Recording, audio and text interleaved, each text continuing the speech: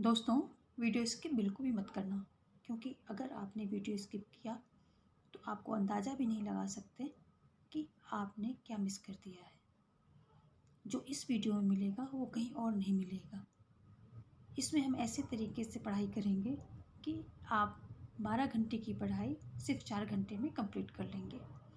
की पॉइंट के द्वारा फुल एक्सप्लेनेशन करेंगे और उन की पॉइंट्स को पूरे कॉन्सेप्ट से रिलेट करते हुए चलेंगे। इस माइंड मैप की पीडीएफ आपको प्रोवाइड कर दी जाएगी।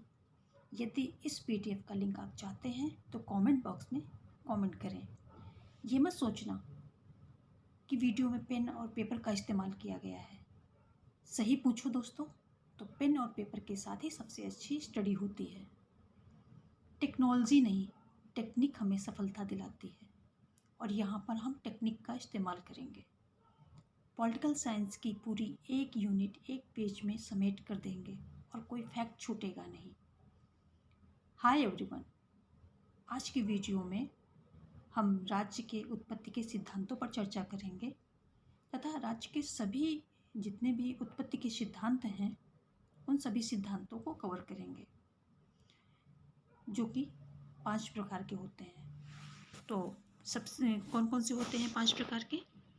दैवीय उत्पत्ति का सिद्धांत नंबर 1 दैवीय उत्पत्ति का सिद्धांत है। दूसरा है शक्ति या युद्ध का सिद्धांत। तीसरा है परिवार या रक्त संबंधी सिद्धांत। चौथा है सामाजिक समझौते का सिद्धांत।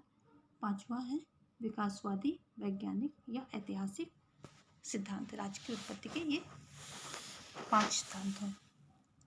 इनको हम 1 बाय 1 देख लेते हैं। सबसे पहले है राज्य की उत्पत्ति का सिद्धांत। तो सबसे पहला सिद्धांत हमारा है राज्य का उत्पत्ति का जो सबसे पहला सिद्धांत है वो दैवीय उत्पत्ति का सिद्धांत है। इसका जो है प्रतिपादक है वो रॉबर्ट फिल्मर है। कौन है प्रतिपादक? ये रॉबर्ट फिल्मर है। इन्होंने अपनी बुक पैट्रियार्का में इस सिद्धांत के विचार प्रस्तुत किए हैं। और जो जेम्स प्रथम है, समर्थक कौन है इसके? जेम्स प्रथम इसके समर्थक हैं और इन्होंने अपना समर्थन the law of free monarchy में किया है। ये इनकी बुक है। जेम्स प्रथम की बुक कौन सी है? The law of free monarchy. James प्रथम का कथन है कि राजा लोग पृथ्वी पर ईश्वर की जीवित प्रतिमाएं हैं। क्या कथन है इनका? राजा लोग पृथ्वी पर ईश्वर की जीवित प्रतिमाएं हैं। फ्रांस में दैवीय उत्पत्ति के प्रतिपादक कौन थे? ब्रेशवे। फ्रांस में ब्रेशवे थे। दैवीय उत्पत्ति के प्रतिपादक ब्रेशवे माने जाते हैं। इन्होंने फ्रांस में इसका प्रतिपादन किया था। और फ्रांस में उस समय शासक जो थे लुई 14वां का शासन चल रहा था। लुई 14वां का शासन था उस समय। और उन्होंने एक बहुत ही फेमस स्टेटमेंट दिया था, मैं ही राज्य हूँ। ये बहुत ही इम्पोर्टेंट है और एग्ज़ाम्स में आने के बहुत चांसेस होते हैं। और लुई 14वां भी राज्य के दैवीय उत्पत्ति के सिद्धांत का समर्थक था। तो ये फ्रांस में जो है लुई 14वां का शासन था, उन्होंने भी राज्य के दैवीय उत्पत्ति के सिद्धांत का समर्थन किया था। इसकी जो मान्यता है, इस सिद्धांत की मान्यता जो है, राजा ईश्वर का प्रतिनिधि है। यानी कि जो राज्य है वो ईश्वरकृत है, मानवकृत ना होकर के ये ईश्वरकृत है। और इसका जो है ये वंशानुगत प्रणाली पर चलता है। यानी कि अगर राजा है तो उसका आगे जो शासन संभालेगा उसका बेटा संभालेगा। वंशानुगत चलता है। और मनुस्मृति में इसका समर्थन मिलता है। जो राज्य के दैवीय उत्पत्ति के सिद्धांत का समर्थन मनुस्मृति जो हिंदू कानून की पुस्तक है उसमें इसका समर्थन मनु ने किया है। आगे चलकर इस सिद्धांत की आलोचना हुई। आलोचना में बताया गया कि ये सिद्धांत अतार्किक है, अवैज्ञानिक है, अनैतिहासिक है। फिर भी इसका महत्व है। इन आलोचनाओं के बावजूद भी इसका काफ़ी महत्व है, क्योंकि जिस समय कोई शासन सत्ता नहीं थी, इसी सिद्धांत ने लोगों को इकट्ठा किया। इसने राजभक्ति, अनुशासन, आज्ञा पालन का पाठ पढ़ाया। अगला है हमारा शक्ति का सिद्धांत या इसे युद्ध का सिद्धांत भी कहा जाता है। इसके प्रतिपादक हैं हमारे ओपेनहाइमर। ओपेनहाइमर जो हैं इसके प्रतिपादक हैं। और समर्थक कौन कौन से हैं? समर्थक हैं त्रितस्के, व्यूम, वाल्टेयर और नीत्शे ये इसके समर्थक हैं। इस सिद्धांत की मान्यता क्या है कि राज्य युद्ध के बल पर अस्तित्व में आया है तथा शक्ति के बल पर बना रहेगा। और इसके अगर हम दूसरे और समर्थक देखें जिन्होंने कि अगर अलग अलग इनके विचारों को पढ़ते हैं तो ये और समर्थक मिलते हैं मैकियावली, और दूसरा है मार्गेनथाउ, और तीसरा है हॉब्स। हॉब्स ने भी क्या किया है कि ये निरंकुश राजतंत्र के समर्थक थे हॉब्स जो है। और जो हमारे मैकियावली जी हैं ये भी निरंकुश राजतंत्र के समर्थक थे। वैसे तो ये गणतंत्र के समर्थक थे, पर जो फिर वहाँ की जो राजनीतिक इटली की राजनीतिक परिस्थितियाँ थीं उसको देखते हुए ये निरंकुश राजतंत्र के समर्थक हो गए। और मार्गेनथाउ जो थे वो हमारे अंतर्राष्ट्रीय संबंधों के विचारक माने जाते हैं। तो अंतर्राष्ट्रीय संबंध में राज्य का उद्देश्य शक्ति प्राप्त करना बताया है। मार्गेनथाउ ने क्या बताया है कि राज्य का उद्देश्य शक्ति प्राप्त करना बताया है, और ये शक्ति के सिद्धांत के समर्थक हैं। इस तरह से ये तीनों भी मैकियावली, मार्गेनथाउ और हॉब्स ये तीनों भी शक्ति के सिद्धांत के समर्थक हो जाते हैं। शिकागो विश्वविद्यालय में जो राजनीति उभर कर आई थी वो पावर पॉलिटिक्स के बारे में बात करती है। और इसके जो आलोचक हैं इसके बोधा, टी.एच. ग्रीन इसके आलोचक हैं। बोधा कहते हैं शक्ति केवल डाकुओं के समूह का संगठन कर सकता है।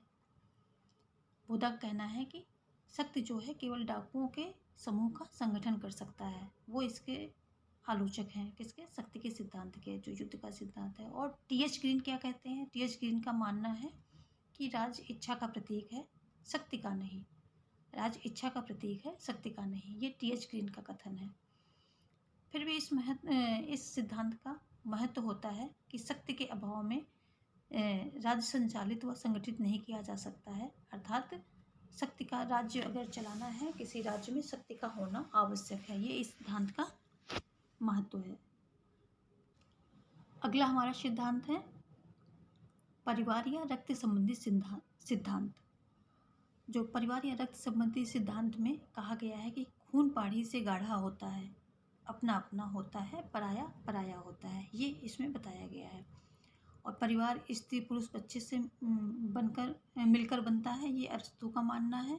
और कई परिवारों से कुल बनता है, कई कुल के मिलने पर समाज बनता है, और यही समाज आगे राज्य बनाता है। जो हमारा ये परिवार या रक्त संबंधी सिद्धांत है, इसको सब डिवाइड किया गया है, यानी कि पितृ सत्तात्मक जिसमें पिता की सत्ता चलती हो, और मातृ सत्तात्मक जिसमें कि माता की सत्ता चलती हो। पितृ सत्तात्मक के जो हमारे प्रतिपादक हैं वो हेनरी मैन हैं। और इसके जो प्राचीन कालीन अगर हम देखते हैं, अरस्तु इसके समर्थक हैं। ये प्राचीन कालीन विचारक हैं, पर इस सिद्धांत के समर्थकों में आते हैं। इस सिद्धांत में जो हमारा पितृ सत्तात्मक सिद्धांत है, इसमें मुखिया कौन होता है? मेल होता है। और मेल का ही अधिकार, संपत्ति जो घर की संपत्ति होती है उस पर मेल का अधिकार होता है। अगर पिता की गैरहाजिरी है, पिता की गैरहाजिरी पर घर का बड़ा बेटा घर का मुखिया होता है। और इसमें जो है मेल यानी कि जो आदमी लोग होते हैं उनकी सत्ता परिवार पर चलती है, उनका शासन एक प्रकार से बात उनकी मानी जाती है परिवार में। इसके आलोचक हैं वेसोफेन, Jacques Ward, Max Lennon, Max Lennon, ये सब इसके क्या है? इसके आलोचक हैं। अब हम देखते हैं मातृ सत्तात्मक। जो पितृ सत्तात्मक में आलोचक हैं वही मातृ सत्तात्मक में प्रतिपादक व समर्थक बन गए हैं। जैसे कि जैक्स वार्ड इसके प्रतिपादक हैं, जैक्स वार्ड। और समर्थक में आ जाते हैं स्मॉल, वेसोफेन और मैकलेलन ये आ जाते हैं हमारे समर्थक में। इस सिद्धांत का मानना है कि जो वयोवृद्ध महिला होगी वो घर की मुखिया होगी। वेशोफेन कहते हैं, वेशोफेन ने इनका एक कथन है कि पितृसत्तात्मक समाज के उदय के पूर्व लगभग 1000 वर्ष पहले ऑस्ट्रेलिया के कुछ द्वीपों में मातृसत्तात्मक समाज विद्यमान था। यहाँ श्रम विभाजन नहीं था, पुरुष स्त्री में कोई भेद नहीं था। आगे चलकर कुछ बलशाली पुरुषों ने महिलाओं पर आक्रमण कर दिया और उन्हें पराजित कर उनकी संपत्ति पर अपना अधिकार स्थापित कर लिया और वहीं से फिर मातृसत्तात्मक पितृसत्तात्मक में बदल गया। ये इस सिद्धांत का मानना है। लेकिन इस सिद्धांत को क्या कहा गया है कि इसके विचारकों को समाजशास्त्री ज़्यादा और राजनीति शास्त्री कम कहा गया है, क्योंकि इसने राज्य के विषय में कम और समाज के विषय में ज़्यादा विचार प्रस्तुत किए हैं। अगला है हमारा सामाजिक समझौते का सिद्धांत। जो सामाजिक समझौते का सिद्धांत है ये उदारवादी सिद्धांत पर आधारित है। जो राज्य है, राज्य की दैवीय उत्पत्ति की प्रतिक्रिया के स्वरूप ये सिद्धांत आया है। जहाँ एक और दैवीय सिद्धांत, राज्य का जो दैवीय उत्पत्ति का सिद्धांत है वो कहता है कि राज्य की रचना ईश्वर ने की है, तो सामाजिक समझौता कहता है कि नहीं, राज्य की रचना मानव ने की है। और सामाजिक समझौते के सिद्धांत ने राज्य को सीमित कार्य दिए हैं, जैसे कि न्याय, सुरक्षा और शांति व्यवस्था, सीमित कार्य दिए हैं। और उन्होंने बताया है कि ये मानवकृत है, यानी कि कृत्रिम है। जो मानवकृत है तो राज्य वही कार्य करेगा जो व्यक्ति चाहेगा, अतः राज्य को यंत्र की भांति देखा गया है। और इसीलिए सामाजिक समझौते के सिद्धांत को यांत्रिकी सिद्धांत भी कहा जाता है। तो सामाजिक समझौते के सिद्धांत को यांत्रिकी सिद्धांत भी कहा जाता है, ये महत्वपूर्ण है और यहाँ पर हमने नोट नहीं किया है, तो इसे आप नोट कर लीजिए कि सामाजिक समझौते के सिद्धांत को यांत्रिकी सिद्धांत भी कहा जाता है। ये सिद्धांत व्यक्तियों की आपसी सहमति का परिणाम है। सहमत शब्द का प्रयोग करके लोकतंत्र की नींव पड़ गई। यहाँ से जब सहमत शब्द का प्रयोग हुआ तो लोकतंत्र की नींव पड़ी समाज में या राज्य में। सामाजिक समझौते के सिद्धांत का मुख्य उद्देश्य है राजनीतिक दायित्वों की व्याख्या करना। अगर इसका उद्देश्य पूछते हैं तो ये क्या करता है कि राजनीतिक दायित्वों की व्याख्या करता है। सामाजिक समझौते का सिद्धांत 17वीं 18वीं शताब्दी में सबसे अधिक प्रचलित रहा। फ्रांसीसी क्रांति के दौरान चरम सीमा पर था। फ्रांसीसी क्रांति के बाद इस सिद्धांत में गिरावट आई और तथा इसका स्थान विकासवादी सिद्धांत ने ले लिया। यह सिद्धांत फ्रांसीसी क्रांति जो कि 1789 में हुई थी और अमेरिकी क्रांति जो कि 1776 में हुई थी, तो दोनों का ये प्रेरणा स्रोत है। अगर हम इसको देखते हैं कि ये सिद्धांत जो है यूरोपीय परंपराओं में और भारतीय परंपराओं में इसकी क्या मान्यता रही है, तो जो हमारे भारतीय राजनीतिक चिंतन के जनक हैं कौटिल्य, उन्होंने अपनी पुस्तक अर्थशास्त्र में सामाजिक समझौते के सिद्धांत का समर्थन करते हुए कहा है कि राजा और प्रजा के बीच एक समझौता हुआ है। जो जनता कृषि में लगी हुई है, कृषि के व्यवसाय में लगी हुई है, वो अपने उत्पादन का 1/6 भाग टैक्स के रूप में राजा को देगी, तथा जो जनता व्यवसाय में लगी है वो 1/10 भाग अपने लाभ का 1/10 भाग टैक्स में देगा। जो उत्पादन करेगी व्यवसाय से उसका 1/10 भाग, जबकि जो कृषि में लगी जनता है वो 1/6 भाग देगी। तो इससे सामाजिक समझौते का सिद्धांत का समर्थन मिलता है। और महाभारत के शांति पर्व में भी सामाजिक समझौते के सिद्धांत मिलते हैं। यूनान में अगर हम देखते हैं तो यूनान में सोफिस्ट शिक्षा के बदले धन लेते थे। यह सिद्धांत का जो है सामाजिक समझौते के सिद्धांत का समर्थन करते थे। यह सिद्धांत राज्य को साधन एवं व्यक्ति को साध्य के रूप में मानते हैं।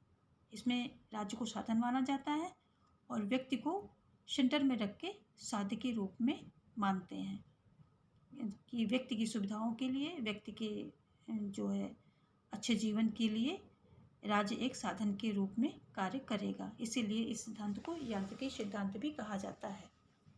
तो अगर हम इसके देखते हैं तो जो हमारे प्रतिपादक की बात करते हैं, सामाजिक समझौते में प्रतिपादक की बात अगर हम करते हैं तो ये रिचर्ड हुकर जो थे, ये आधुनिक काल के सामाजिक समझौते के सिद्धांत के वैज्ञानिक प्रतिपादन किया था। किसने किया था?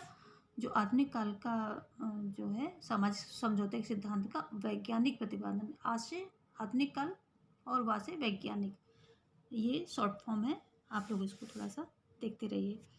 तो आधुनिक काल का जो सामाजिक समझौते का सिद्धांत है उसका वैज्ञानिक प्रतिपादन रिचर्ड हुकर ने किया है।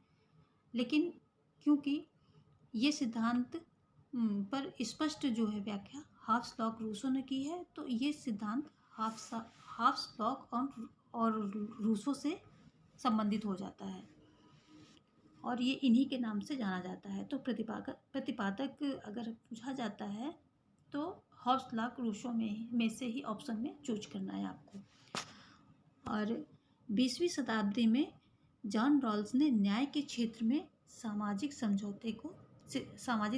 समझौते के सिद्धांत का प्रतिपादन किया। किसने किया था? जॉन रॉल्स ने। इन्होंने न्याय के क्षेत्र में किया था। और सामाजिक समझौते का सिद्धांत जो है राज्य को साधन और व्यक्ति को साध्य बनाता है। इससे व्यक्तिवाद की नींव पड़ती है। इस सिद्धांत ने व्यक्तिवाद तथा लोकतंत्र की नींव रखती है। अगर हम इसकी आलोचना की बात करते हैं तो इसमें हेनरी मैन है, फुलजे हैं, ग्रीन है, बेंथम है, ग्रीन है और फुलजे, हेनरी मैन, ये सब। और ये जो सिद्धांत है ये उदारवाद पर आधारित है, तर्क वितर्क पर आधारित है, नैतिकता पर आधारित है और इसने क्या किया है? लोकतंत्र और व्यक्तिवाद की नींव रख दी है। तो अगर हम आलोचना की बात करते हैं तो हेनरी मैन ने बोला है कि कहा है इसकी आलोचना करते हुए सामाजिक समझौते के सिद्धांत को अनऐतिहासिक बताया है। और फुलजे क्या कहते हैं? फुलजे कहते हैं कि सामाजिक समझौते के सिद्धांत को उन्होंने सरासर झूठा बताया है, जबकि ग्रीन ने कपोल कल्पना बताया है। बेंथम ने कहा है कि यह सिद्धांत प्राकृतिक अधिकारों के सिद्धांत पर आधारित है। तो इन लोगों ने इस तरह से इसकी क्या किया है? आलोचना की है। हम किसी और वीडियो में जो इसके इम्पोर्टेंट कथन हैं इन सब सिद्धांतों से या पूरे यूनिट से, तो उसको भी हम किसी एक वीडियोज़ में लेकर के आएंगे। और अगला है हमारा विकासवादी या वैज्ञानिक या ऐतिहासिक सिद्धांत। अगला है हमारा विकासवादी, वैज्ञानिक या ऐतिहासिक सिद्धांत। यह सिद्धांत सर्वाधिक मान्य है क्योंकि ये सिद्धांत मानता है कि ये राज्य जो है किसी एक समय अचानक इसकी उत्पत्ति ना होकर के ये हजारों वर्षों के क्रमिक विकास का परिणाम है। इसके अगर हम समर्थकों की बात करते हैं तो इसमें हमारे समर्थक में आ जाते हैं गार्नर आ जाते हैं, गिलक्राइस्ट आ जाते हैं, केलर, ब्लंटसली, मैकाइवर, बर्गेश, समनर, ये इसके समर्थक हैं। जब ये विकासवादी सिद्धांत जो है क्रमिक विकास में विश्वास करता है तो इसने राज्यों के जो क्रमिक विकास है उसके कई चरणों की बात कही है। तो इसने कहा है कि सबसे पहले हमारा कबीला राज्य आता है, उसके बाद पूर्वी यूनानी नगर राज्य आते हैं, उसके बाद रोमन साम्राज्य आता है और फिर आता है राष्ट्र राज्य, जिसको राज्य भी कहा जाता है। ये 16वीं शताब्दी में आता है जो हमारा राष्ट्र राज्य है, और यह इसको हम राज्य भी कहते हैं। ये 16वीं शताब्दी में आता है और 16वीं शताब्दी से ही हमारा आधुनिक काल प्रारंभ होता है। तो ये सबसे प्रमाणिक सिद्धांत है और ये क्रमिक विकास का परिणाम इसको मानते हैं। और इसमें ऐसा माना जाता है कि सभी सिद्धांतों ने कुछ न कुछ तत्व दिया है। इसको बताते हुए ब्लंटसली का एक कथन है। ब्लंटसली कहते हैं कि इस सिद्धांत का उल्लेख करते हुए ब्लंटसली ने क्या कहा है? इन्होंने कहा है कि भले ही सत्य ना हो लेकिन उपर्युक्त के सभी सिद्धांतों ने कुछ ना कुछ तत्व दिया है जो राज्य की उत्पत्ति के सिद्धांत में महत्वपूर्ण भूमिका अदा करते हैं। जैसे कि दैवी उत्पत्ति के सिद्धांत ने धर्म तत्व दिया है, परिवार के उत्पत्ति के सिद्धांत ने रक्त तत्व दिया है, शक्ति के सिद्धांत ने शक्ति तत्व दिया है, सामाजिक समझौते के सिद्धांत ने सामाजिक प्रविष्टियां एवं राजनीतिक चेतना तत्व दिया है। इन सभी तत्व ये सभी तत्व हैं विकासवादी सिद्धांत के उदय में महत्वपूर्ण भूमिका अदा करते हैं, ऐसा कहना है ब्लंटसली का। ये ब्लंटसली का कथन है। जबकि मैक्स वेबर कहते हैं रक्त संबंध समाज का निर्माण करता है, यही समाज जो है आगे चलकर राज्य का निर्माण करता है। और वर्गेस कहते हैं राज्य इतिहास की उपज है। ऐसे अलग अलग विचारकों ने अपने अपने मत दिए हैं इसके समर्थन में। तो आज का वीडियो हम यहीं पर रोकेंगे। हमारा जो है राज्य की उत्पत्ति के पांचों सिद्धांत इसमें हमने कवर कर लिए हैं और ये की पॉइंट के जरिए थ्रू हमने कॉन्सेप्ट को रिलेट करने की कोशिश की है। अगर आप ऐसे पढ़ेंगे तो आपकी पढ़ाई ज़्यादा बेहतर होगी और ज़्यादा अच्छे से आप चीज़ों को फिक्स कर पाएंगे, क्योंकि जब हम थ्योरी पढ़ते हैं तो उसमें हमारी यहाँ वहाँ चीज़ें थोड़ा सा मिस हो जाती हैं, लेकिन हमने सारे फैक्ट लिख दिए। अब इन कीवर्ड जो हैं, इन फैक्ट और कीवर्ड से हम पूरे कॉन्सेप्ट को रिलेट कर देंगे तो ये आप मतलब बहुत कम समय में बहुत ज़्यादा पढ़ाई करने का ये तरीका है। और अगर आप इस तरीके से पढ़ाई करेंगे तो आप पाएंगे कि आपने लगभग 12 से 14 घंटे की पढ़ाई 4-5 घंटे में कर ली है। तो आगे की वीडियोस में हमारे अगला कॉन्सेप्ट लाएंगे जो कि हमारा संप्रभुता से रिलेटेड होगा। हम संप्रभुता पे लाएंगे अपना अगला वीडियो और उसमें भी हम आपको ये कीवर्ड के थ्रू पूरा कॉन्सेप्ट क्लियर कराएंगे। इसके पहले का वीडियो में हमने जो है राज्य क्या है और इनके जो है राजनीतिक सिद्धांत, अर्थ स्वरूप, ये सब हमने इसमें आप पहले वीडियो में कवर अप किया है। तो अगर आपने नहीं देखा है तो हमारा पहला वीडियो आप देख लीजिए और उसके बाद हम नेक्स्ट वीडियो में संप्रभुता, पूरी संप्रभुता के जितना भी जो है लक्षण और संप्रभुता के विविध रूप, संप्रभुता के प्रकार, ये सब चीज़ें लेकर आएंगे। और आपको अगर इस PDF का जो हमने ये एक प्रकार से माइंड मैप तैयार किया, इसमें सारे फैक्ट हैं और फैक्ट को रिलेट करके आपको कॉन्सेप्ट को याद रखना है। और ये बिल्कुल सही तरीका है पूरे कॉन्सेप्ट को, पूरे फैक्ट को, पूरी थ्योरी को लर्न करने का। और रिवीजन, अगर एग्ज़ाम के टाइम आप रिवीजन लेने जाते हैं तो क्या होता है कि आप विदिन फ्यू मिनट्स आप पूरा रिवीजन ले लेते हैं, पूरे फैक्ट्स का रिवीजन ले लेते हैं और एग्ज़ाम में आप मतलब अश्योर करते हैं कि आप जो है टॉप करेंगे या बहुत अच्छे मार्क्स से आप अपना सिलेक्शन लेंगे। तो अगर ये PDF का लिंक आपको चाहिए तो आप कमेंट बॉक्स में कमेंट करें तो हम इसका लिंक जनरेट करके आपको दे देंगे। और आगे की वीडियो पाने के लिए हमारे चैनल को सब्सक्राइब कर लें और अपने दोस्तों में जो भी एस्पिरेंट हैं उसमें शेयर करना ना भूलें। लाइक करने से मुझे मोटिवेशन मिलता है, तो वो तो आपको करना ही है। धन्यवाद।